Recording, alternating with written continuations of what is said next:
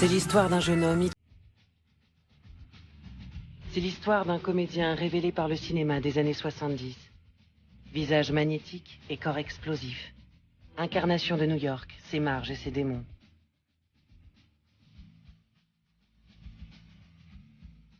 C'est l'histoire d'une star qui enchaîne les grands films, se noie dans le travail et dans l'alcool, et qui finit par se perdre, avant de se réconcilier avec le succès.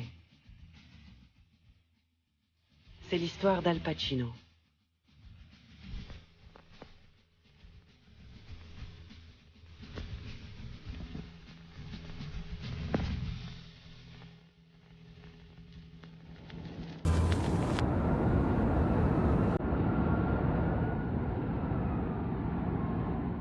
« 1970. New York est frappé par une épidémie d'héroïne.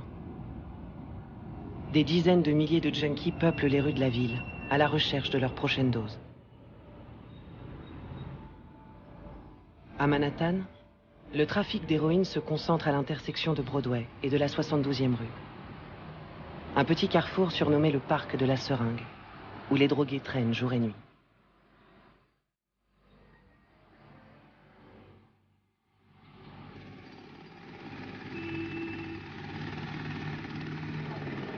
C'est là que se tourne un film d'un réalisme cru, qui montre une descente dans l'enfer de la dépendance.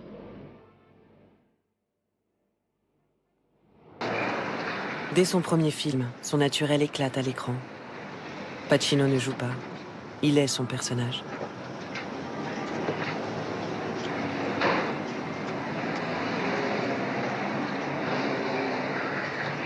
Merry Christmas. What are you gonna do with it? Et renonce à aller présenter le film au Festival de Cannes 1971.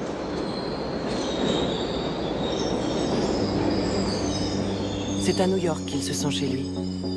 Il a écumé tous ses quartiers, traversé ses zones les plus dangereuses.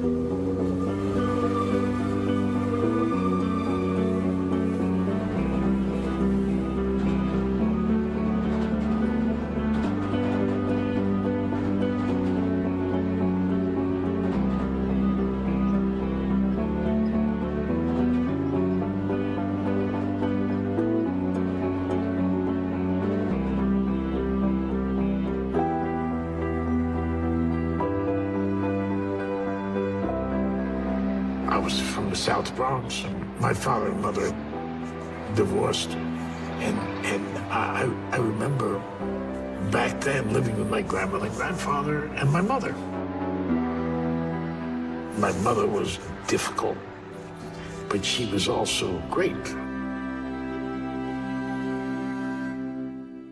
Al Pacino a grandi dans un appartement trop petit, élevé par une mère célibataire qui travaillait comme ouvreuse. Dès l'âge de 4 ans, il va au cinéma avec elle. Quand il rentre chez lui, il se met devant un miroir et rejoue tous les rôles du film qu'il vient de voir. Lost Weekend's a movie that starred Ray Milland. He's an alcoholic and he hid the bottle somewhere. He goes into a frantic search for it. And I would perform it. My mother was always dragging me out and saying, show these people the Lost Weekend, do the Lost Weekend for them. And I would do the Lost Weekend, and then they'd be laughing. And I never understood why they were laughing.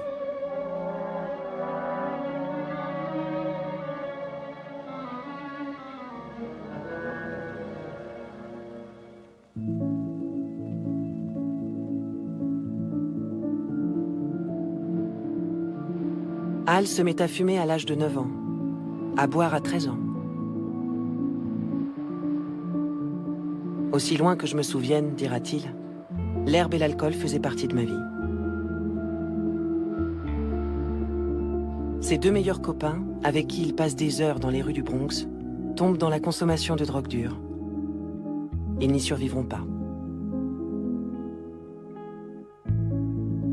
Pacino, lui, découvre le théâtre dans une salle de son quartier. Et il continue d'aller au cinéma.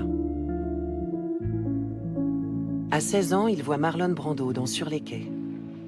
Il est bouleversé par son style de jeu, plus vrai, plus brut, plus puissant que tout ce qui se fait alors à Hollywood.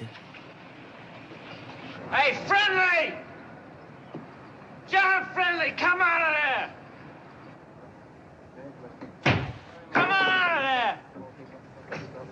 You take the good goods away and the kickbacks and the shakedown cabbage and the pistoleros, and you're nothing.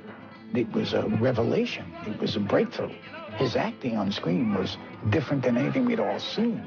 So that's how it impacted me. Al rêve désormais de devenir acteur. Il claque la porte du lycée, part vivre à Manhattan, enchaîne les petits boulots. Il met de l'argent de côté pour se payer des cours d'art dramatique, s'éveille au théâtre expérimental et joue dans les cafés de Greenwich Village.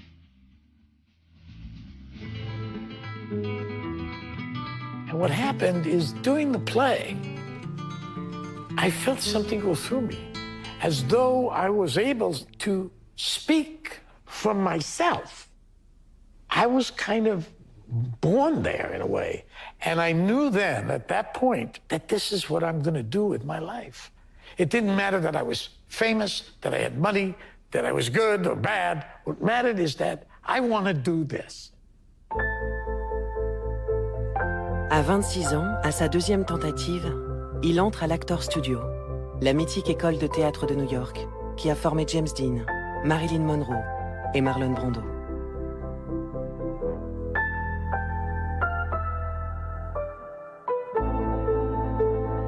À l'Actors Studio, Pacino reçoit l'enseignement du grand professeur Lee Strasberg, qui devient pour lui plus qu'un mentor, un vrai père de substitution.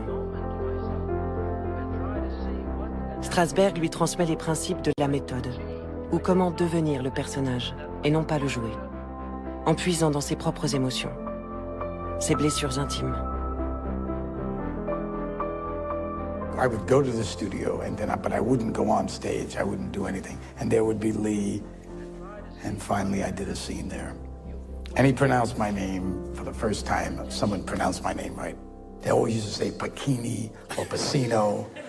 He said Pacino, and I thought, okay.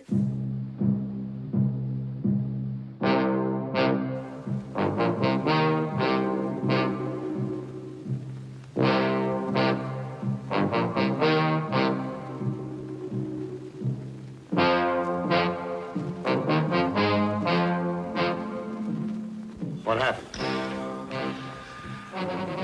Well, like I said, I was just out on the town. I was celebrating a car I bought yesterday. I met this girl, see, and we had a couple of drinks. And she got to liking me. And she asked me if I'd take her for a ride in my car. Sa première apparition à l'écran, Pacino l'a fait dans un épisode d'une série télévisée oubliée. Mais c'est le théâtre qui est son lieu d'expression, son refuge. Le jeune homme du Bronx se shoot au monologue de Shakespeare, qu'il travaille seul pendant des journées entières. En 1968, il joue dans la pièce d'Israël Horowitz, L'Indien cherche le Bronx. Il partage l'affiche avec un autre jeune acteur, John Cazale. He was like my older brother. He was a bit older than I, a couple of years. So and he was that way with me too. Take it easy, he'd say to me, calm down. He was there for me. John was a little ahead, so he was seeing things, and able to see things, feel things in a way that's just a little finer.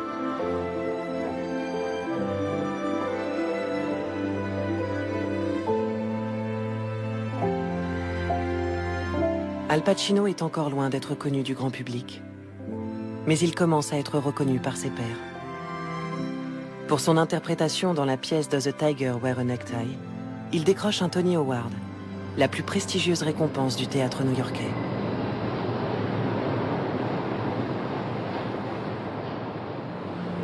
Don, Control, please.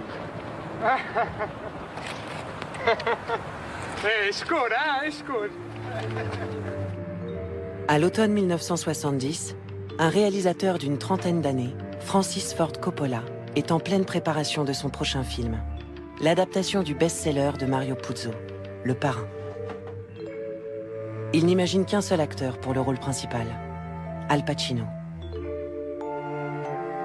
Pour convaincre la production, Coppola lui fait faire des essais filmés, It's lighter, it's fine, but the scene is a serious scene. Luca Brasi held a revolver against Hallie's head, and my father told Hallie that either his signature or his brains would be on the contract. Pacino ne plaît pas du tout au patron de la Paramount, qui voudrait une star, une vraie, pas ce débutant qu'il trouve trop petit et trop basané.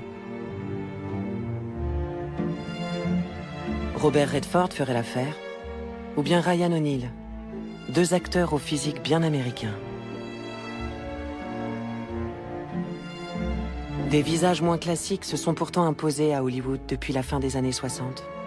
Celui de Dustin Hoffman, par exemple, dans Le Lauréat. Son succès a ouvert la voie à des acteurs considérés comme typés par les studios. Mais pour tout dire, Pacino lui-même n'est pas sûr d'être le bon acteur pour le rôle de Michael Corleone. So what did I know? I knew what the studio knew. Why use me in such a, why would I be that part? I mean, come on, there's so many other wonderful actors out there who could do it, and they're well known, and they're this and that. Even I didn't want me. I didn't think he was right, actually. Action? Michael, why are all those people bothering your father on a day like this? Well, that's because they know no Sicilian can refuse a request on his daughter's wedding day. Coppola teste d'autres acteurs. Mais c'est bien Al Pacino qu'il veut pour son film. À force d'insistance, il obtient gain de cause. Pacino se jette dans la préparation de son nouveau rôle. Il passe des heures à marcher seul dans New York pour réfléchir à son personnage.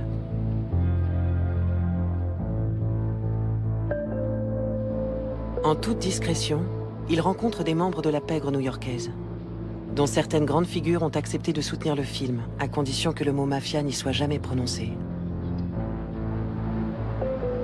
Ce qui n'empêche pas les règlements de compte de se poursuivre dans les rues de New York, en même temps que l'avancée de la production.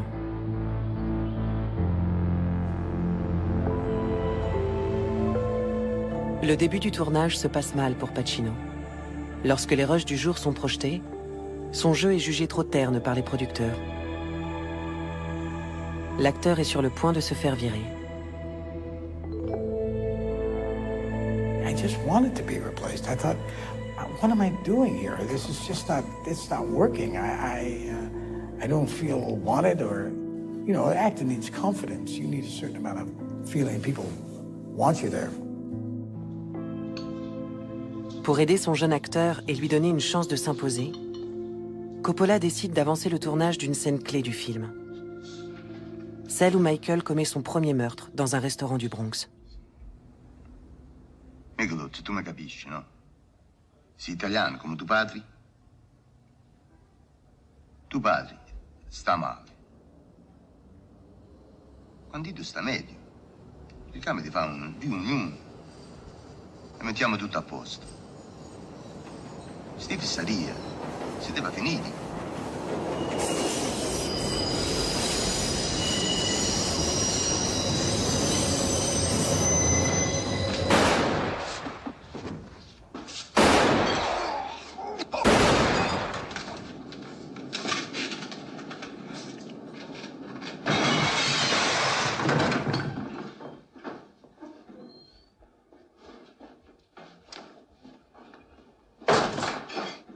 En une seule prise, Pacino fait taire les sceptiques.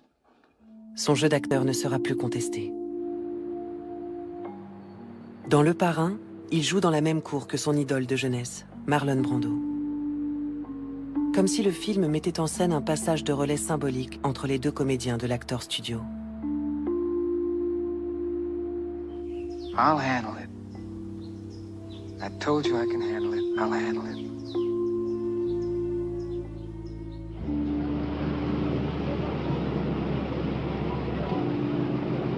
Le soir de l'avant-première new-yorkaise, tout le gratin est là.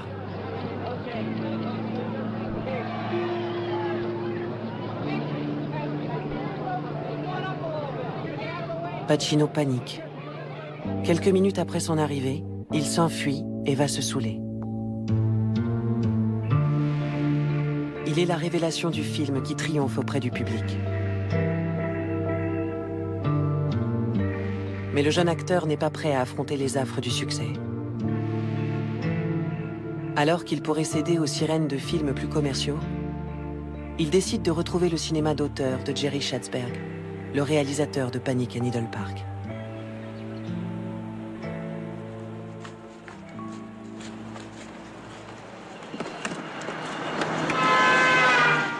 I'm behind you, two-bit son of a bitch, you! Eat cantaloupe! You belegged rhinoceros! Dans L'Épouvantail, Pacino joue un loser, un vagabond qui traverse l'Amérique en autostop, aux côtés d'un ancien détenu interprété par Gene Hackman. L'acteur utilise sa petite taille et son visage aux traits juvéniles pour incarner un personnage qui appartient au monde de l'enfance. Un peu comme si Al Pacino refusait de grandir. Frank, what the hell's up? I'm out here now. It's 5 hours. I don't know. I don't know what he said. À l'hiver 1973, il retourne au théâtre. Pour la première fois de sa carrière, Pacino s'attaque à une pièce de William Shakespeare, Richard III. Mais les critiques le renvoient à son statut de jeune star de cinéma et à ses origines sociales. The opening soliloquy is, of course, one of the most beautiful and one of the most musical of them all. Incidentally, why on Saturday night did you do it with a little accent? You never know. Why did you suddenly say Saturday night is my accent night. now is the winter of our discontent. I guess I was nervous. I thought you had gone mafia. I was nervous. When I get nervous on openings. And I didn't know it was opening until that night. So I was very nervous before it. Now you spoke that speech beautifully, resonantly. You were deliberate. You were slow. You got all the melody into it. But I couldn't believe you were saying it in a kind of accent as though it was back to The Godfather or something. It probably was because I was nervous. Really? Mm. And he knows it so he can say